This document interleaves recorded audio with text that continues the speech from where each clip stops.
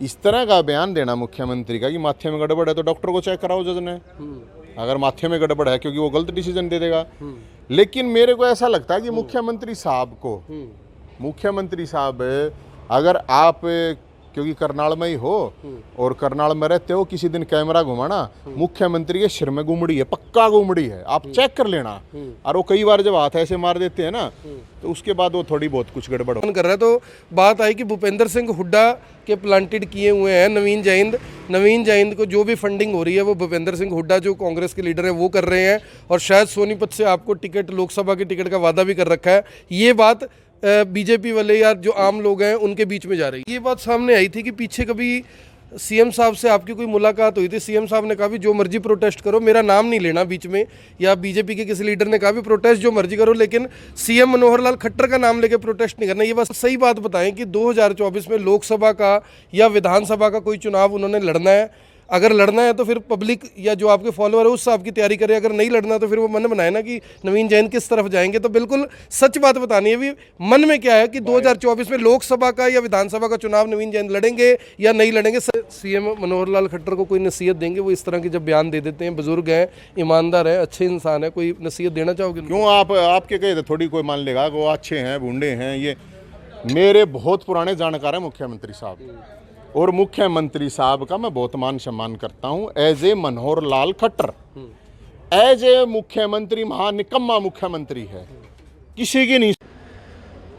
नमस्कार, मैं हूं आकर्षण उपल और इस समय आप ये सीधी तस्वीरें देख रहे हैं IBN 24 पर। लगातार हम आपको उन राजनीतिक लोगों के, उन लोगों के इंटरव्यू दिखा रहे हैं जो लगातार ये बताते हैं कि सरकार ने अभी तक क्या कुछ काम किए। आज से 2 दिन पहले आपने मुख्यमंत्री मनोहर लाल खट्टर के मीडिया एडवाइजर जो कि करनाल से ही हैं, जगमोहन आनंद, उनका इंटरव्यू देखा था। हमने वो तमाम सवाल उनसे पूछे जो जनता के सवाल थे, जनता के दिल के सवाल थे, जो जनता पूछना चाहती थी, और वही सवाल हमने उनसे पूछे।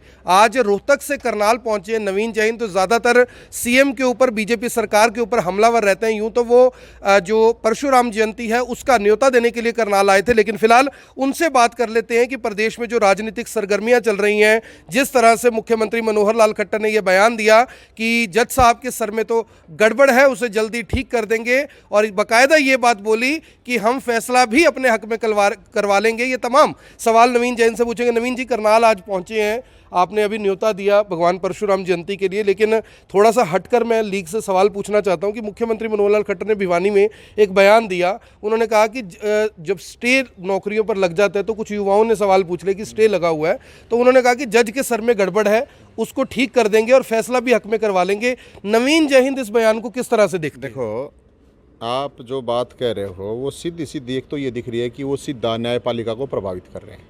अगर वो फैसला करवा लेंगे, नहीं वो डरा भी रहे हैं या सेटिंग है, 2 चीज़ हो सकती है ना, या तो डरा गए या सेटिंग करके। इसके अलावा जो चीज़ उन्होंने कही है कि सिर में कुछ, मतलब उनके माथे में कुछ गड़बड़ है, तो जो उनके अगर जज के माथे में गड़बड़ है तो वो जज फैसले क्यों दे रहा है भाई? फिर इसका मतलब एक नॉर्मल आदमी के लिए वो डिसीजन तो ठीक नहीं है। इस तरह का बयान देना मुख्यमंत्री का कि माथे में गड़बड़ है तो डॉक्टर को चेक कराओ जज ने, अगर माथे में गड़बड़ है, क्योंकि वो गलत डिसीजन दे देगा। लेकिन मेरे को ऐसा लगता है कि मुख्यमंत्री साहब अगर आप, क्योंकि करनाल में ही हो और करनाल में रहते हो, किसी दिन कैमरा घुमाना, मुख्यमंत्री के सिर में गुमड़ी है, पक्का गुमड़ी है, आप चेक कर लेना।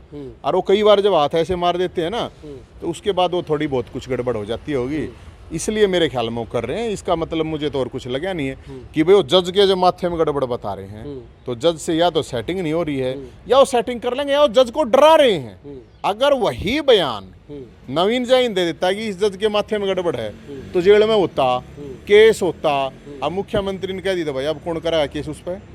तो इस देश में लोगों के लिए 2 तरह के कानून हैं, गरीब आदमी, एक सामान्य, एक आम आदमी है, उसके लिए अलग है, वीआईपीओं के लिए अलग है। उन्होंने लेकिन उसी दिन या अगले दिन उन्होंने फिर वो कह दिया ना कि अगर किसी को बुरा लगा है तो मैं उस पर खेद प्रकट करता हूं, क्योंकि कई बार अस्वाभाविक बातें बोली जाती हैं। इसको किस तरह देखते हैं? भी अस्वाभाविक बातें सीएम बोले तो वो अस्वाभाविक हैं, नवीन जैन बोले, आकर्षण उपल बोले, राहुल गांधी बोले, केजरीवाल बोले, भूपेंद्र हुड्डा बोले, तो पर्चा दर्ज करना है? नहीं, देखो वो होता है कि वो अपने पावर का इस्तेमाल होता है, और इस तरह सीधा हानु दिखे है कि भाई न्यायपालिका भी कब्जे में है।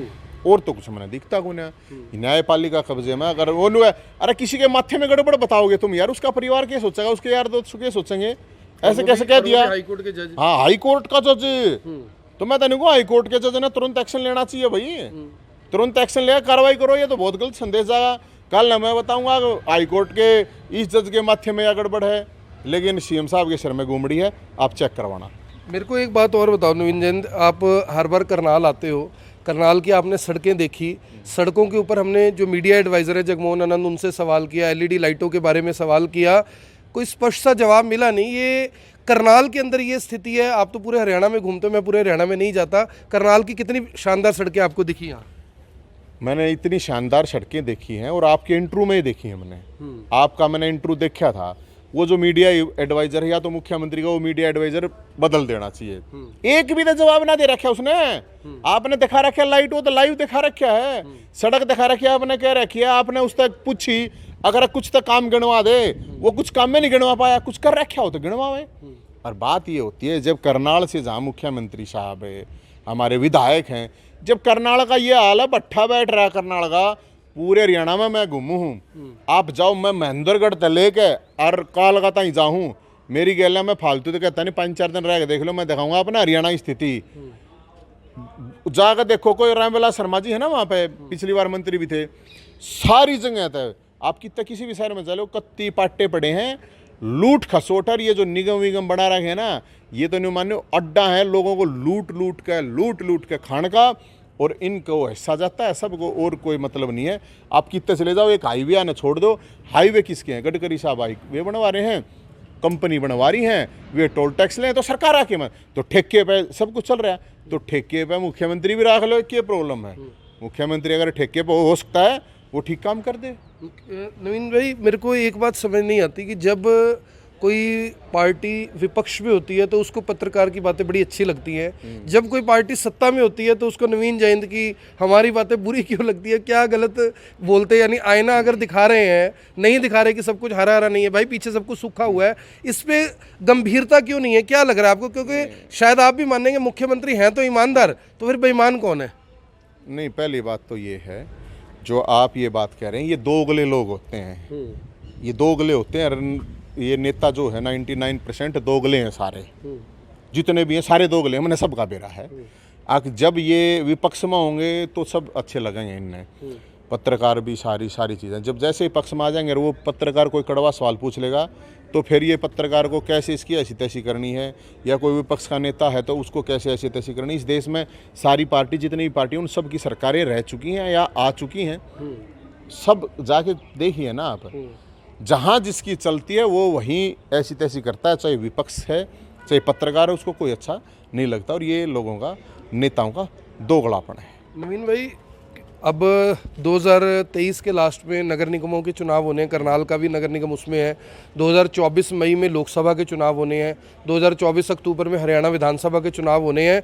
क्या लग रहा है आपको, कौन सी पार्टी की हवा है, या कौन सी पार्टी इस बार जीत के आएगी? क्या बीजेपी पे लोग दोबारा भरोसा करेंगे, कांग्रेस आएगी, आम आदमी पार्टी आएगी, या नवीन जयंत किसी रूप में जनता के सामने आएंगे भी, एक बार जैसे मौका मुझे दे के देखो, मैं भी कुछ बदलाव करने की कोशिश करूँ? मेरा ऐसा कुछ वो नहीं है। पहली बात तो ये चुनाव हुआ ही नहीं 2023 में, मेरे दर लिखवाले नगर निगम के नहीं। अरे कौन है, कौन बाट में बैठा है? जो बाट में बैठे हैं, रुपये फूकते हैं, पोस्टर लाते हैं ना, हूँ धक्के खाते हैं, फ्लैक्स लगवाते हैं। मैं बताऊँ हूँ, 2024 लोकसभा चुनाव से पहले कोई चुनाव होने वाला नहीं है। एक बात, बहुत कम चांस है, मतलब मैं 99% तो मैंने बता दी।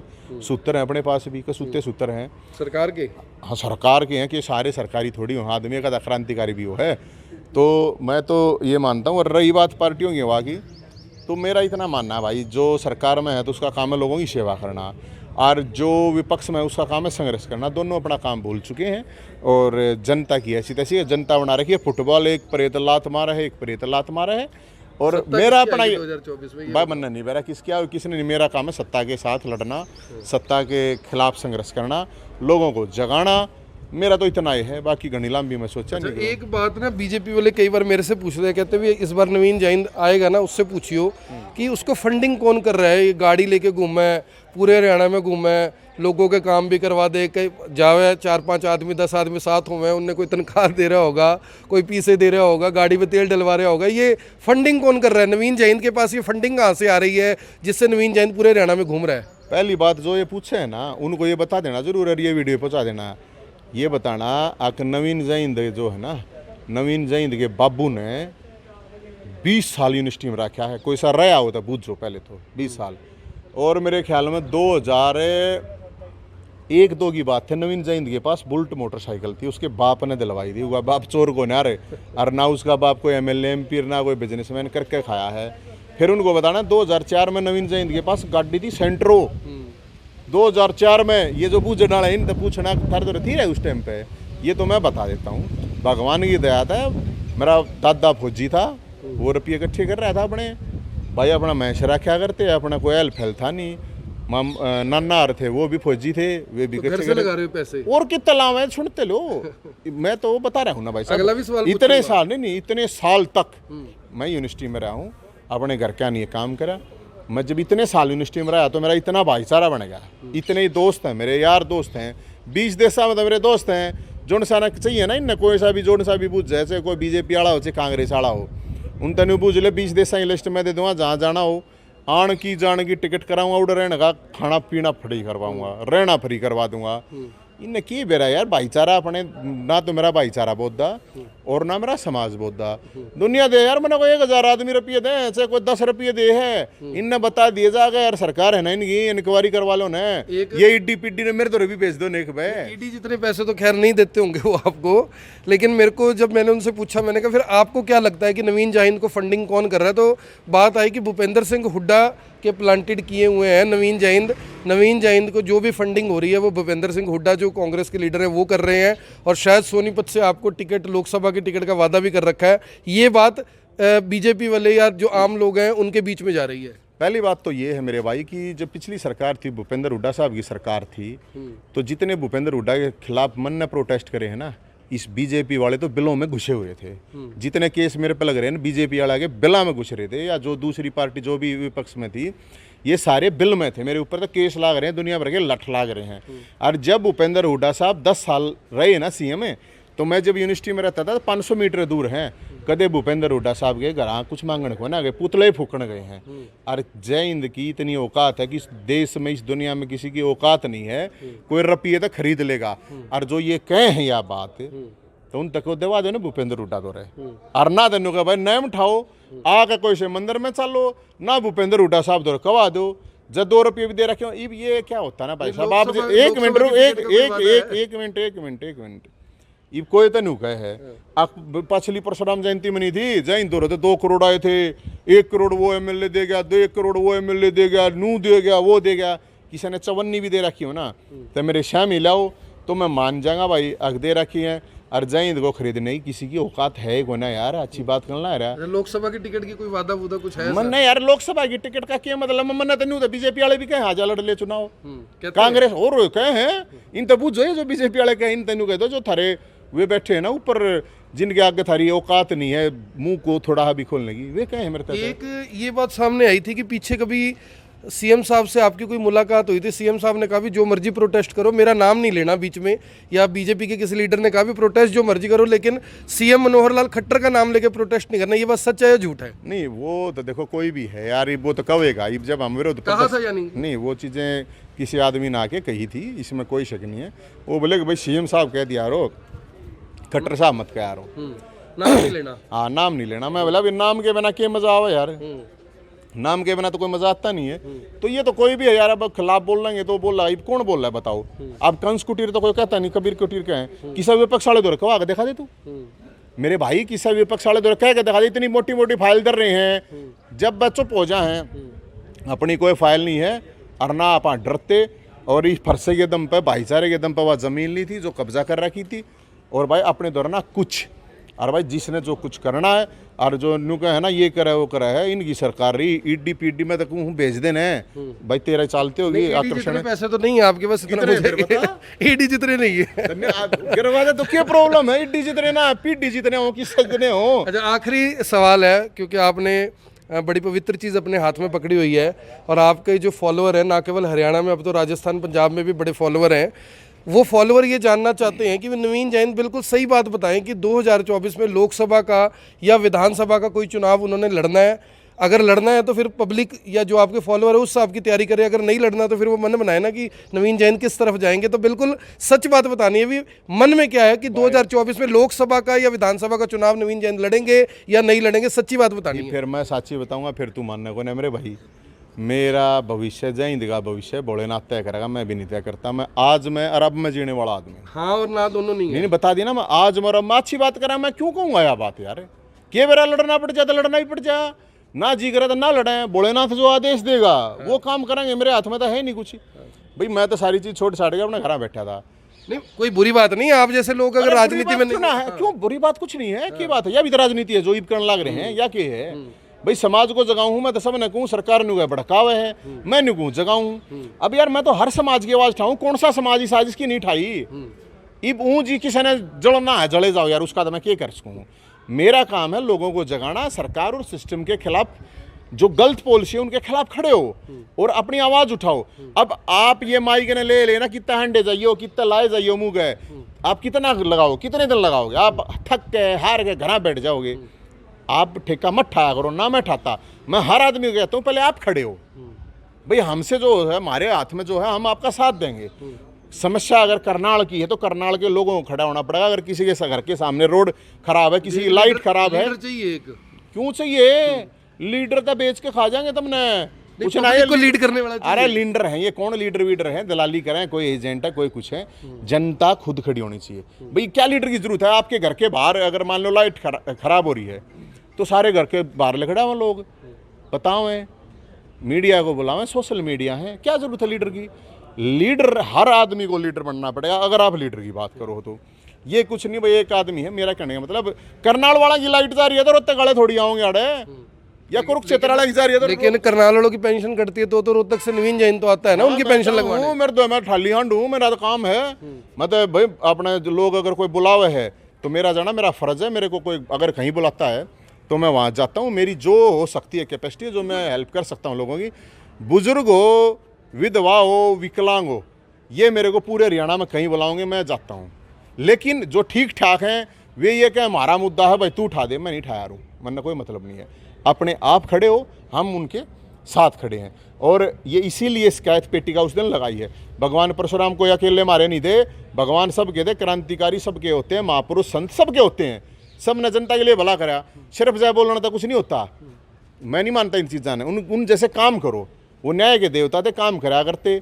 जनता उनका आदेश है भाई, भोलेनाथ का आदेश है। मेरे आखिर में सीएम मनोहर लाल खट्टर को कोई नसीहत देंगे? वो इस तरह के जब बयान दे देते हैं, बुजुर्ग हैं, ईमानदार है, अच्छे इंसान है, कोई नसीहत देना चाहोगे? क्यों आपके कहे तो थोड़ी कोई मान लेगा वो अच्छे हैं बूढ़े हैं। ये मेरे बहुत पुराने जानकार हैं मुख्यमंत्री साहब, और मुख्यमंत्री साहब का मैं बहुत मान सम्मान करता हूँ। As a Manohar Lal Khattar, as a मुख्यमंत्री महानिकम्मा मुख्यमंत्री है, किसी की नहीं सुनता। एज ए मनोहर लाल वो बहुत अच्छे आदमी है, एज ए मुख्यमंत्री बहुत खराब आदमी है। समझ गए ना आप डिफरेंस बात में।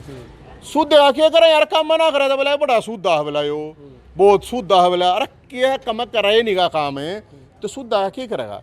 मुख्यमंत्री जी हैं, और मुख्यमंत्री जी था, मैं ये कह रहा हूँ मुख्यमंत्री जी आप जो है ये नहीं होता कि आपने कह दो मैं तो ईमानदार हूँ, चोर दे चारों चोर, वो अली बाबा 40 चोर के हैं, मान लो अली बाबा ईमानदार है, 40 चोर जो लूट लूट के खा रहे हैं लोगों ने, जो एजेंट छोड़ रखे हैं उनका की ईमानदार। मैं कह जाऊँ मैं तो ईमानदार हूँ, मैं कहूँ भाई मैं तो लूँगा नहीं किसी के, लेकिन ये जो और बैठे हैं ना इन तो दे जाओ, तो ये क्या ईमानदारी है? ये तो कोई ईमानदारी नहीं है, मैं तो नहीं मानता। और बाकी मुख्यमंत्री के सर की गुमड़ी को आप चेक करवाना, वैसे डॉक्टर तो कह दियो ये पक्की पाओगी गुमड़ी। धन्यवाद नवीन भाई, आपने इतनी बात करी। और आज जो नवीन जैन जी मुख्य आपके माध्यम से भी कहूँ, मुख्यमंत्री साहब का न्योता है, और हुड्डा साहब का भी न्योता है, भगवान परशुराम जन्मोत्सव का न्योता है। 23 तारीख ने परावर क्योंकि मुख्यमंत्री साहब खुद सोच रहे थे कि मैं प्रोग्राम करूँ, हम करने लग रहे इतने फरसादारी पाओगे वहाँ पर ऊपर तो हेलीकॉप्टर पे तो फूल पड़ेंगे, देखा था मुख्यमंत्री के शर में भी तो पड़ेगा फूल। गर्दन तो नहीं काटोगे ना, इससे ना, बयान ना, याद बयान ये- याद होगा आपको। मुख्यमंत्री गर्दन काटने का काम मुख्यमंत्री का है, हमारा जो फरसा वो किसी की गर्दन को बचाने के लिए है, वो काटने के लिए नहीं है। और मुख्यमंत्री कती ना घबराओ है, बेशक कह दियो बिल्कुल आ जाओ, कोई जरूरत नहीं, पूरा मान सम्मान देंगे, कोई टेंशन। धन्यवाद नवीन भाई। तो फिलहाल जो इस पूरे इंटरव्यू में सबसे बड़ी बात निकल कर आई है वो ये है कि नवीन जय हिंद चुनाव लड़ने से इनकार नहीं कर रहे। जो भगवान शिव का आदेश होगा वो बोल रहे हैं कि मैं उसे मानूंगा, लेकिन मना भी नहीं है और लड़ना भी नहीं है। फिलहाल कुछ भी डिसाइड नहीं है, ये डिसाइड आप कीजिए। मेरी आप सभी लोगों से अपील, जो भी लोग इस वीडियो को देख रहे हैं इसे सब तक जरूर पहुंचाएं, इसे वीडियो को जरूर शेयर करें और कमेंट बॉक्स में बताएं कि आखिर नवीन जय हिंद का जो ये इंटरव्यू है इससे आपको क्या कुछ लगता है। धन्यवाद।